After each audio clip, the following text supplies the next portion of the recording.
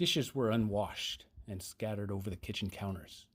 When Clemence enters the house, where she sees her mom sitting at her desk with stacks of papers and her head buried in the palms of her hands. Clemence is the pride and joy of Riley. Seeing her mom like this is alarming. Clemence asks, "Mom, what's wrong?" Riley looks up and wipes her face so as not to worry her child. Riley is the second investor. She is 51 years old and is 10 years from retiring. Riley loves and cares for animals and is still paying on her house. Like most of you, she did not have financial education in school and has little money invested in the stock market. Riley is now starting to focus more on her next phase of life, retirement. With an average savings account of about $200,000, people are concerned about the recent activities affecting the world. Trump's tariffs. Stock markets around the world are losing money. People of all ages are concerned, just like Riley. Financial advisors say, remain calm. Don't react. It's easy for them to say this because it is not their money. Julie, the third investor, who is 33 years old, is afraid because $2,000 is a lot of money to lose. She has heard that she has time on her side, but to her, these are just words. Clemence repeats her question. "Mom, what's wrong?" Riley responds, "I am concerned on how we will live with prices increasing and the stocks in a bear market." "Mom, this is not the first time this has happened, is it?" "No, but this is the worst." "Why?" asked Julie, walking into the house. Riley was happy to see her friend and got up and gave her a hug. Julie continued, "Riley, I'm in the same boat as you." Riley knew this was not true and started saying, "No, Julie, you are not in the same boat as me. You are younger and have..."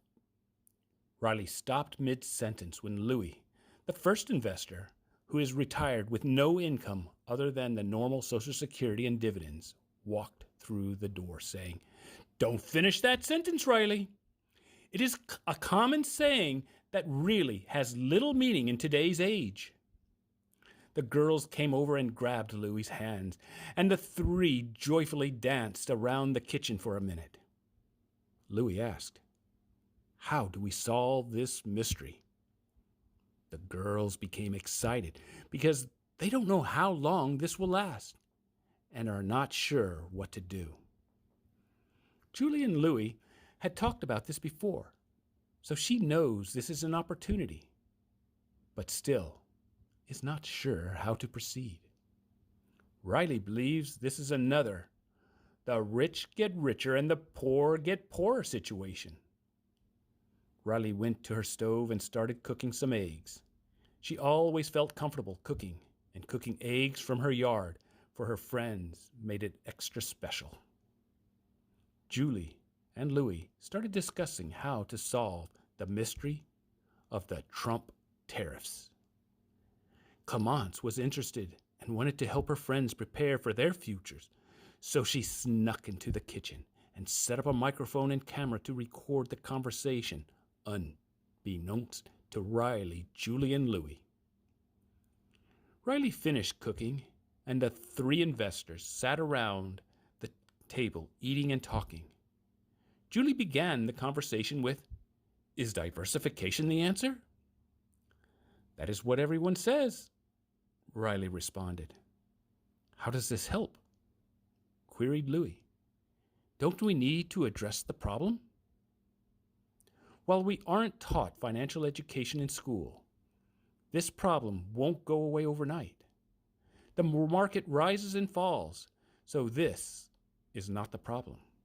Diversification will neither help, nor is it the answer in this case. What do you want, Riley? Riley appreciated the question and provided a very insightful response that is on everyone's mind, and actually has had papers written on the subject. In a thoughtful voice, Riley responded, This is a very good question. What I am looking for. First of all, I'm looking for something that is not in relation with money. I'm looking for peace, strength, harmony, and simple things. And on the other hand, I'm looking for money because I know that I want to travel to visit my daughter when she will be abroad. And I also need to invest and have enough money to help my daughter. But Arigato. also, when I will be old and when I will need help, I need money because I don't want to be in charge of my daughter. That's what I am looking for. I am looking for something unrelated to money. I am looking for peace, strength, and harmony. Julie affectionately squeezed Riley's hand and exclaimed, How profound! So true! While we are but the three investigators, we essentially represent all investors, Louie retorted. Riley and Julie always liked it when Louie was ready to tackle a tough case. The three had been in this situation before, cooking, eating, laughing and talking together about life and encouraging others. You see, Riley's desire for peace and harmony is the basis for the Trump tariff mystery. Now, with everyone invigorated, they decided they had enough evidence to crack the case. Let's lay out the facts. We already stated diversification is not the culprit. We know the market is volatile. That is, it has experienced many bear markets in the past. We know financial advisors were getting phone calls from their investors. We know financial education is not taught in schools. We know there's fear associated with investing in the stock market. We know there are young investors, investors approaching retirement, and investors already in retirement. Summarizing these facts, the issue is not really associated with Trump's tariffs. So what is the problem? Riley suggested that it might be that we don't know how long this might go on. Julie added, this is an opportunity. So Louie asked his two friends, are those thoughts helpful solutions to you and all investors? Riley, who was feeling life's pressures when her daughter walked in the house earlier that afternoon, acknowledged neither of these suggestions made her feel better. Julie admitted for her and young investors like her, it is an opportunity, but unfortunately, it's not useful for those nearing retirement or in retirement, like her friends Riley and Louie. Louie chimed in with, Julie, you are correct. It is an opportunity for young investors. But one problem with this line of thinking is that very few people, which includes the young people, is that they are financially secure for both the present and the future. He added, people like Riley need some assurance of their future. Do you remember earlier when Riley said she wants peace and harmony, and it is not being related to money? We understand this, but there is a relationship to money. We need money to live. It is not what brings us happiness, but money is needed to live peacefully and harmoniously. Do you remember Black Monday in 1987?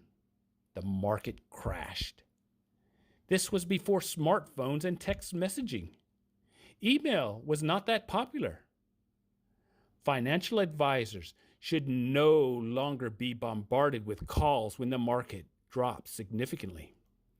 This is poor planning and communication. We can't rely on simple concepts of 3 to 6 months of emergency cash reserves. We can't rely on a steady income. The market will drop again in the future. And when you, Julie, are nearing retirement and this happens, how do you think you will feel? What can we do to mitigate this feeling? The articles are correct in that we should not do a knee-jerk reaction when this happens. One thing we need to do is quit emphasizing retirement investing vehicles. Let's generalize and assume a retirement age of 55. Then we can make a plan as follows. If you're 45 years of age or less, then don't worry and continue making regular contributions. You are at least 10 to 20 years from retirement, which includes early retirement.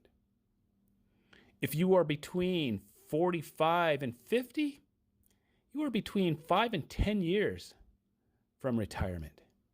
In this case, there's a few options that we need to consider. If you have saved $500,000, then reallocation is up to you. You have knowledge and time to recover, even with 5 years. If you have $300,000 and 10 years, the situation is not as bad as you might think. If you have $300,000 and 5 years, you may be able to work a little longer to offset the market drop, but this is not guaranteed. If not, before a market drop, you probably want to ensure you have $50,000 in a balanced or high-yield interest account that pays 5% annually, possibly even an annuity that's paying money on a regular basis so that you can start accumulating funds for retirement. This will not accumulate much money, but equally as important, it won't drop in value as fast. If you have $100,000, you probably want to take an aggressive approach of accumulating money because a market drop is not going to have much effect on your funds. If you are older than 50, then retirement is less than 5 years away, and you need to maintain your wealth and may need to build it as well.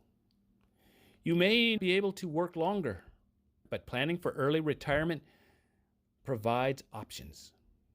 If you have saved $500,000, then before a market drop, you probably want to ensure you have $50,000 in a balanced or high-yield account that pays 5% annually. This will not accumulate much money, but equally as important, it won't drop in value as fast. If you have $300,000, you want to evaluate your portfolio and make adjustments because even with more time to work, you will struggle to build your wealth. The problem is not the market drop. The issue is not that we can't time the market.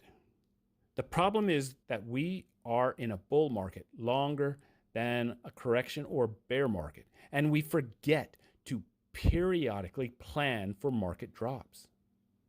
Julie voiced her thoughts, saying, "The reason diversification isn't the issue is because even a diversified portfolio, such as an index fund, when the market drops 20%, our net worth drops 20%.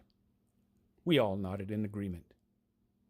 All of a sudden, the three of us jumped as Clemence burst into the room. "Mom, what is the first step for success?" Riley looked at Louie and smiled.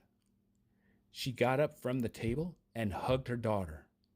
Looking at Julie, Louie, and Clemence, she proudly said, "The first step in investing in life for success is to believe."